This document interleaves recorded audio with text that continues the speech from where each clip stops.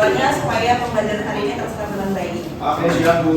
Mari teman-teman, sebelum kita memulai pelajaran sosiologi pada hari ini, langkah baiknya kita berdoa menurut tangga berarti masing-masing. Berdoa dimulai. Amin. Berdoa selesai.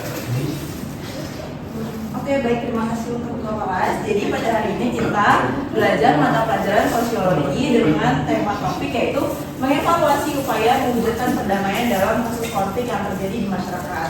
Di sini Ibu pengen tanya nih, ada nggak dari anak-anak sekalian yang pernah lihat konflik sosial atau pernah terlibat langsung nih konflik sosial di masyarakat?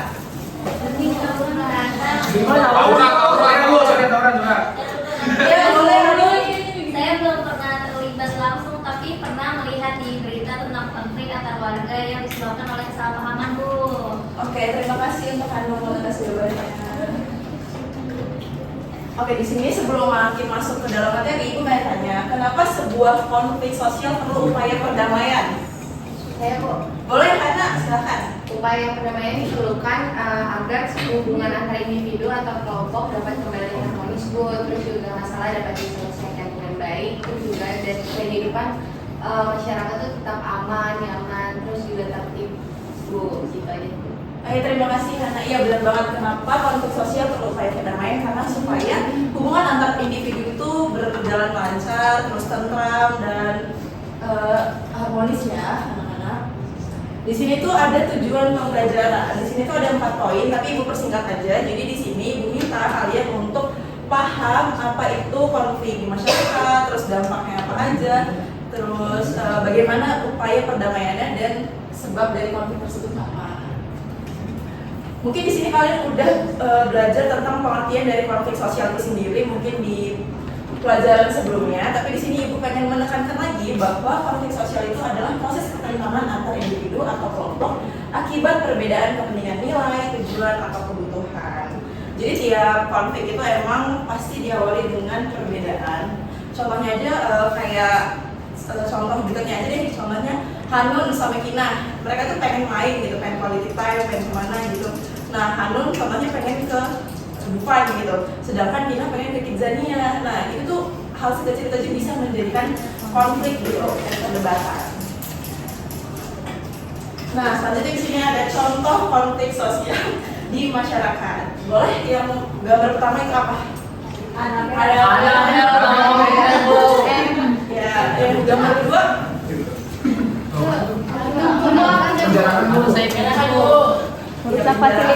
Merusak fasilitas umum. Terus yang ketiga, termasuk konflik sosial di lingkungan sekolah. Terus yang keempat, korupsi. Ya, benar sekali. Nah, di sini beberapa ada upaya mewujudkan perdamaian pada konflik. Jadi kalau misalnya kita mau menyelesaikan sebuah konflik itu ada tahapannya, ada caranya. Di sini tuh ada 5 cara. Yang pertama negosiasi. Negosiasi ini apa, Ibu? Jadi negosiasi ini adalah penyelesaian antara kedua pihak. Jadi contoh nih, ada kedua pihak A dan B yang berkonflik. Nah, mereka nanti diminta untuk berdiskusi, untuk menjelaskan apa ya, saling bertukar pikiran gitu. Gimana cara menyelesaikan konflik tersebut. Terus yang kedua ada mediasi. Nah, mediasi ini bagaimana? Jadi mediasi ini adalah penyelesaian konflik dengan membutuhkan peran pihak ketiga yang biasa disebut mediator. Nah, mediator ini fungsinya itu harus netral. Jadi mediator ini harus netral dan nggak boleh berpihak ke satu pihak doang, kayak nggak boleh berpihak ke A atau si B. Jadi dia itu harus netral dan mediator ini tuh nggak boleh memutuskan keputusan gitu. Jadi dia cukup memberikan solusi aja, terus nanti sisanya si pihak A dan B ini yang melanjutkan gimana cara upaya perdamaiannya kayak gitu. Terus ada juga konsiliasi. Nah, konsiliasi ini seperti apa? Jadi konsiliasi ini adalah upaya mempertemukan kedua pihak yang berkonflik. Contohnya seperti apa? Contohnya itu kayak karyawan kantor, dia berkonflik dengan satu perusahaan. Nah, satu perusahaannya ini nanti dipertemukan oleh pihak pemerintah ketenagakerjaan supaya si karyawan kantor dengan pihak perusahaan ini membuat kesepakatan supaya konflik itu selesai gitu. Terus selanjutnya ada arbitrase. Arbitrase ini hampir sama seperti mediasi. Bedanya arbitrase ini biasanya membutuhkan pihak ketiga yang biasa disebut arbiter. Nah, arbiter ini dia harus bersifat netral dan dipilih langsung oleh kedua orang yang berkonflik.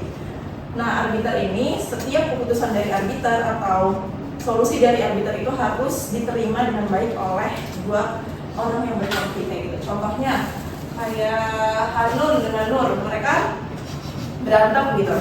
Terus karena bingung cara menyelesaikan konfliknya seperti apa, mereka meminta untuk Kinah yang sebagai penengahnya. Nah, Kinah ini harus netral, nggak boleh memihak salah satu aja kayak gitu. Nah, nanti keputusan Kinah lah yang akan menentukan bagaimana konflik itu selesai. Lalu selanjutnya ini ada adjudikasi. Adjudikasi ini seperti apa? Adjudikasi ini biasanya konflik-konflik yang besar yang memang harus dibawa ke meja hijau. Nah, biasanya adjudikasi ini itu orang ketiganya adalah seorang hakim. Nah, hakim tersebut berpaku pada hukum. Selanjutnya di sini ada studi kasus. Studi kasus yang diambil hari ini adalah sengketa lahan, di mana sengketa lahan itu termasuk konflik antar warga, di mana dua kelompok warga mengklaim kepemilikan lahan yang sama. Konflik menyebabkan ketegangan dan beberapa aksi demonstrasi. Upaya perdamaiannya seperti apa? Dengan mediasi, di mana pemerintah daerah sebagai orang ketiga. Lalu dilakukanlah dialog antara kedua pihak. Jadi kedua pihak yang berkonflik ini nanti saling diskusi dan bertukar pikiran. Lalu selanjutnya verifikasi dokumen kepemilikan tanah, di mana dokumen kepemilikan tanah ini menjadi bukti fisik siapakah yang memiliki lahan tersebut. Nah, di sini apakah upaya perdamaian berhasil? Jadi upaya perdamaian berhasil itu memiliki 4 kriteria. Yang pertama itu konflik berhenti dan tidak berlanjut lagi. Kedua, tidak ada kekerasan lanjutan. Terus yang ketiga, semua pihak merasa didengar. Dan selanjutnya tercapai kesepakatan bersama. Di sini ada analisis kasus dan diskusi kelompok. Nah, ini akan menjadi PR kalian untuk minggu depan. Nah, di sini Ibu mengambil contoh kasus yaitu konflik antar warga karena kebisingan acara musik, sound horeg. Sekelompok pemuda sering mengadakan acara musik hingga larut malam sebagai warga merasa terganggu sehingga terjadi perkara. Di sini Ibu minta kalian untuk mencari apa penyebab konflik, terus upaya perdamaiannya apa yang akan dilakukan, terus apakah upaya tersebut efektif, terus yang keempat apa solusi lain yang dapat diberikan. Nanti masing-masing dari kalian bikin masing-masing itu satu kelompok isinya 4 anggota.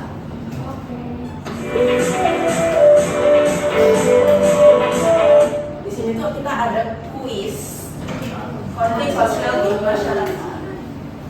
Di sini tuh ada cara bermainnya. Jadi kalian setiap slide akan menampilkan satu pertanyaan, terus pilih jawaban yang menurut kalian itu paling tepat dari pilihan yang ada. Terus kita akan bahas jawabannya sama-sama. Terus siapin diri kalian buat jawab siapa yang paling cepat. Terus yang paling cepat nanti atau jawabannya tepat bakal dapat hadiah.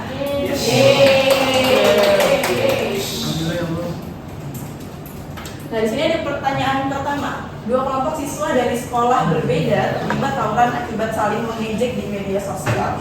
Kepala sekolah mempertemukan kedua pihak untuk berdiskusi dan mencari solusi bersama. Upaya penyelesaian konflik yang dilakukan adalah A. Arbitrase, B. Mediasi, C. Adjudikasi. Terus. 1,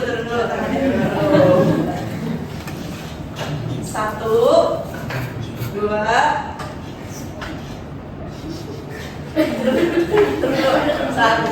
2, 3. Boleh, Hana. B, Bu, mediasi. Terus cek jawabannya ya.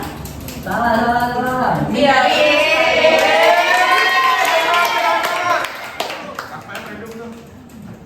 Untuk pertanyaan yang kedua. Dalam sebuah konflik antar warga karena penggunaan lapangan desa, pemerintah desa mengadakan musyawarah hingga kedua pihak sepakat membuat jadwal penggunaan bersama. Indikator yang menunjukkan upaya perdamaian tersebut berhasil adalah A. Salah satu pihak mengalah dan tidak diberikan kesempatan berbicara. B. Kedua pihak mencapai kesepakatan dan konflik berhenti. C. Konflik dipindahkan ke desa lain. Turun dulu tangannya. Sabar. Turun dulu semuanya. 1, 2, 3. Boleh coba. Jawabannya kedua pihak menilai kesepakatan dan baik. Cek jawabannya. Iya. Sekarang dari konflik berhenti. Oke, selanjutnya di sini ada pertanyaan ketiga. Sebuah konflik terjadi karena penyebaran berita hoax di media sosial. Setelah dilakukan klarifikasi dan edukasi literasi digital, masyarakat mulai memahami fakta yang sebenarnya dan tidak lagi saling menyalahkan. Berdasarkan kasus tersebut, evaluasi yang paling tepat adalah A. Upaya perdamaian gagal karena konflik pernah terjadi. B. Upaya perdamaian berhasil karena hubungan masyarakat mulai membaik. C. Upaya perdamaian tidak diperlukan dalam konflik media sosial. Tentu tangannya. 1, 2, 3. Boleh, Andrea. Upaya perdamaian berhasil karena hubungan masyarakat mulai membaik. Oke, kita tulis jawabannya. Masyarakat mulai membaik. Baik, di sini kita sudah ada di penghujung pembelajaran. Kira-kira ada kan yang mau baca kesimpulan? Bu, boleh Jihan? Kesimpulan, konflik merupakan bagian dari kehidupan sosial. Perdamaian dapat diwujudkan melalui berbagai cara seperti negosiasi, mediasi, dan konsultasi. Konsiliasi. Keberhasilan perdamaian perlu dievaluasi berdasarkan dampaknya terhadap hubungan sosial dan keberlanjutan kehidupan masyarakat. Oke, baik, terima kasih untuk Jihan. Oke, mungkin sekian pembelajaran kita hari ini. Sampai ketemu di kelas selanjutnya. Boleh untuk Akbar, silakan disiapkan dokumennya dari dulu aja. Oke Bu, siap. Pada teman-teman, sebelum kita mengakhiri pelajaran pada hari ini, langkah baiknya kita berdoa menurut agama kita masing-masing. Doa dimulai. Amin. Berdoa selesai. Memberi salam.